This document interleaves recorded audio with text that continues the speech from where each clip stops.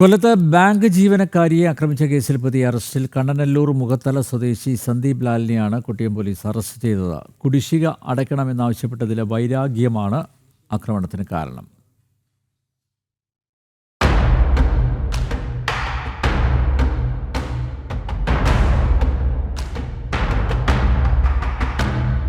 പ്രതി സന്ദീപ് കണ്ണനല്ലൂർ SBI ബാങ്കിൽ നിന്ന് ലോൺ എടുത്തതിൻ്റെ കുടിശ്ശിക അടച്ചിരുന്നില്ല. തുക അടയ്ക്കണമെന്നാവശ്യപ്പെട്ടാണ് ബാങ്ക് ജീവനക്കാരിയും സഹപ്രവർത്തകയും വൈകുന്നേരം സന്ദീപിൻ്റെ വീട്ടിലെത്തിയത്. ബാങ്കിൻ്റെ ഭാഗത്തു നിന്നുള്ള നടപടികളെക്കുറിച്ച് പറയുന്നതിനിടെ വനിതാ ജീവനക്കാരെ പ്രതിയും സുഹൃത്തും ചേർന്ന് അസഭ്യം പറഞ്ഞു.